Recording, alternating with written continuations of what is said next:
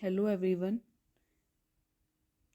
आज हम करेंगे क्लास 9th का सेट नवंबर एग्जाम साइंस। तो चलिए शुरू करते हैं। सबसे पहले सेक्शन ए में आते हैं हम। इसमें क्वेश्चन नंबर 1 हमारे पास आता है, हाइड्रोजन के समस्थानिक ड्यूटेरियम में होते हैं। The isotope deuterium of hydrogen has. Hydrogen के 3 आइसोटोप होते हैं, H11, H12, H13। Protium, deuterium and tritium. तो ड्यूटेरियम में पूछ रखा है कि कितने प्रोटॉन और न्यूट्रॉन होंगे। तो यहाँ पर जितना इसमें एटॉमिक नंबर है उतने इलेक्ट्रॉन और प्रोटॉन होंगे, यानी कि 1। और इसका जो मास नंबर है वो है 2। तो नंबर ऑफ न्यूट्रॉन हम इसके मास नंबर में से एटॉमिक नंबर माइनस करके निकालेंगे, तो इसमें एक ही हमारे पास न्यूट्रॉन आएगा। तो option D is correct. Second है, इथेनॉल का सूत्र C2H5OH है। इसका आणविक द्रव्यमान मोलिकुलर मास क्या होगा? तो इसमें ऑप्शन ए 46 यूनिट सही होगा। सॉल्व करके इसको मैंने दिखा रखा है, आप चेक कर लीजिएगा। थर्ड है, किसी वस्तु पर किया गया कार्य निर्भर नहीं करता है। किया गया कार्य W = F/S, तो वो पहले तीनों पर डिपेंड करेगा। तो इसका राइट आंसर होगा option D, initial velocity of object, वस्तु का प्रारंभिक वेग। नेक्स्ट क्वेश्चन हमारे पास आता है, discovered who discovered Newton. Newton की डिस्कवरी किसने की थी? तो न्यूटन के डिस्कवरर थे जेम्स चैडविक। उन्होंने 1932 में न्यूटन की डिस्कवरी की थी। क्वेश्चन नंबर 5, शक्ति का मात्रक क्या है? Unit of power is what. SI वाट। बड़ी यूनिट इसमें किलोवाट, मेगावाट आ जाती हैं। वाट को W से सिंबलाइज किया जाता है। क्वेश्चन नंबर 6, परमाणु या परमाणु का समूह जिस पर धनात्मक या ऋणात्मक आवेश होता है उसे क्या कहते हैं? एन एटम और group of atoms which carries positive और negative charge is called an ion. उसके बाद आयरन यानी कि लोहे का प्रतीक क्या होगा? Fe। F कैपिटल होता है, E स्मॉल होता है। किसी भी एलिमेंट के जब हम सिंबल को लिखते हैं, अगर वो एक ही लेटर का है तो वो कैपिटल आता है, 2 लेटर का है तो first letter is capital and second is small. Question number 8, इसमें हमारे पास ए और आर वाले क्वेश्चन आते हैं। ए हमें दे रखा है, इन्होंने परमाणु मिलकर अणु और आयन बनाते हैं। रीजन है, अधिकांश तत्वों के परमाणु स्वतंत्र रूप से अस्तित्व में नहीं रह सकते। Atoms always combine to form molecule and ions and reason is atom of most of elements are not able to exist independently. दोनों ही राइट हैं और आर ए का सही एक्सप्लेन करता है, तो option A is right. Question number 9 आ जाता है, हमारे पास एक्स और वाई 2 एटम दे रखे हैं, एटम स्पीसीज। इसमें नंबर ऑफ प्रोटॉन और नंबर ऑफ न्यूट्रॉन बता रखे हैं। तो हमें बताना है कि वो उनका एक्स और वाई जो नाम दिए हैं, एटॉमिक वेट क्या होगा और उनके बीच में रिलेशन क्या है। तो एटॉमिक वेट हम निकालते हैं कि नंबर ऑफ इलेक्ट्रॉन और प्रोटॉन में नंबर ऑफ न्यूट्रॉन को ऐड कर देते हैं, तो हमारे पास एटॉमिक वेट आ जाता है, जिसे हम ए से लिखते हैं। तो ये हमारे पास 12 एंड 14 आता है। तो ये आइसोटोप ऑफ कार्बन, कार्बन के समस्थानिक हैं, बिकॉज इनका एटॉमिक नंबर सेम है लेकिन एटॉमिक मास डिफरेंट है। क्वेश्चन नंबर 10, हमें केमिकल फॉर्मूलाज लिखने हैं कैल्शियम क्लोराइड और एल्यूमिनियम सल्फेट का। तो ये इसमें लिख रखे हैं वैलेंसी के अकॉर्डिंग कि क्लोरीन की जो वैलेंसी है वो कैल्शियम के कदमों में और कैल्शियम की वैलेंसी क्लोरीन के कदमों में। तो फॉर्मूला बना CaCl2।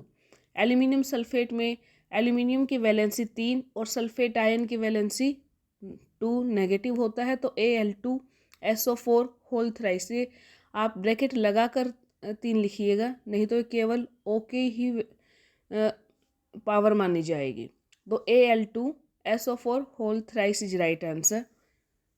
क्वेश्चन नंबर 11, हमें किसी ऑब्जेक्ट का मास दे रखा है और इसमें जो हमारे पास बल है वो फिक्स है, निश्चित बल है, फिक्स फोर्स है, और इसके वेलोसिटी को 5 मीटर पर सेकेंड से डिक्रीज करके 2 मीटर पर सेकेंड तक ले आते हैं। तो हमें वर्क डन फाइंड आउट करना है। तो ये मैंने सोल्व करके दिखा रखा है। जो नेगेटिव साइन आएगा इसमें वो डिक्रीज इन वेलोसिटी की वजह से है। आप इसको सोल्व कर लीजिएगा। उसके बाद क्वेश्चन नंबर 12 है, परमाणु के अपरमाणु कणों के बीच अंतर स्पष्ट कीजिए। डिफरेंशिएट बिटवीन सब एटॉमिक पार्टिकल्स ऑफ एटम। हमें सब एटॉमिक पार्टिकल्स ऑफ एटम का पता है कि इलेक्ट्रॉन, प्रोटॉन और न्यूट्रॉन होते हैं, इनके बीच में डिफरेंस करना है। तो ये इसका आंसर होगा। आप या तो स्क्रीनशॉट ले लीजिए या वीडियो पॉज करके नोट कर लीजिए। ये अगर आप इसमें ये 3 नंबर में आ जाए तो एक इसमें आप डिफरेंस और लिख सकते हो, जो मैंने ऊपर ही इसमें साथ लिख दिया कि इलेक्ट्रॉन को ई से डिनोट करते हैं, प्रोटॉन को पी से, न्यूट्रॉन को एन से। तो आपके 4 डिफरेंस यहाँ पर हो जाएंगे। 2 मार्क्स क्वेश्चन है, आराम से आ जाएगा।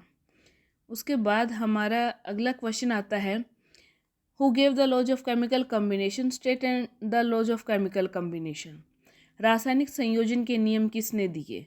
तो इसका राइट आंसर हमारे पास है जोसेफ एल प्राउस्ट और लवाइजिए ने दिए थे। और इनके नियम हमारे पास हैं 9th के स्टैंडर्ड के अकॉर्डिंग 2 ही हैं, लेकिन ये +1 के स्टैंडर्ड में अगर आप जाओगे तो 4 आ जाएंगे। तो हम 2 को ही डिस्कस करते हैं। द्रव्यमान संरक्षण का नियम, law of conservation of mass. Mass can neither be created nor be destroyed but can be change from one reaction to another, one product to one reactant to other product. द्रव्यमान संरक्षण के नियम के अनुसार किसी रासायनिक अभिक्रिया में द्रव्यमान का न तो सृजन किया जा सकता और न ही विनाश। एग्जाम्पल यह है बेरियम क्लोराइड और सोडियम सल्फेट की अभिक्रिया जो एक बंद बर्तन में कराई जाए तो जितना रिएक्टेंट का मास था उतना ही हमारा प्रोडक्ट का होगा। सेकंड आता फिक्स रेशियो का, स्थिर अनुपात का नियम, कि आप कोई भी कंपाउंड लेते हो तो उसके अंदर उसके जो कॉन्स्टिट्यूएंट एटम है उनका जो द्रव्यमान है वो हमेशा फिक्स ही होता है। एग्जाम्पल के तौर पर वाटर का लिया है, जिसमें हाइड्रोजन और ऑक्सीजन का जो द्रव्यमान का रेशियो है, मास रेशियो है, वो हमेशा 1:8 होता है। क्वेश्चन नंबर 14 हम देखते हैं, रदरफोर्ड के परमाणु मॉडल की क्या सीमाएं हैं। ये सेक्शन डी यहाँ से स्टार्ट हो जाता है। 5 मार्क्स क्वेश्चन है, तो इसमें इन्होंने 2 पार्ट करके दिया है। रदरफोर्ड के परमाणु मॉडल की सीमाएं, यानी कि limitation of Rutherford model of atom, and second is bore के परमाणु मॉडल का वर्णन, describe the Bohr's model of atom. तो क्वेश्चन नंबर 14 का आंसर हमारे पास आता है। आप इसमें स्क्रीनशॉट ले लीजिएगा या फिर आप वीडियो पॉज करके नोट कर लीजिएगा। ये दोनों ही यहाँ पर एक्सप्लेन कर रखे हैं। नेक्स्ट हमारे पास इसके और में और दे रखा है क्वेश्चन, पहले 18 तत्वों के विभिन्न कक्षों में इलेक्ट्रॉन के वितरण का नियम, summarise the rules for writing distribution of electron in various shells for the first 18 elements. तो इसके लिए ये यहाँ पर मैंने इसको सॉल्व करके दिखा रखा है। आप इसी 2n² के फॉर्मूले से ऑक्सीजन के आगे के 18 जो हमारे एलिमेंट हैं उनका इलेक्ट्रॉनिक कॉन्फ़िगरेशन यहाँ पर राइट डाउन कर लेना। ऑक्टेट और डुप्लेट रूल यहाँ पर आता है। नेक्स्ट हमारे पास आता है, इसी का बी पार्ट है, यदि तत्व का जेड होता है इसका परमाणु क्रमांक यानी कि एटॉमिक नंबर 7 है, तो तत्व की संयोजकता यानी कि वैलेंसी क्या होगी, और हमें उस एलिमेंट का नेम भी बताना है।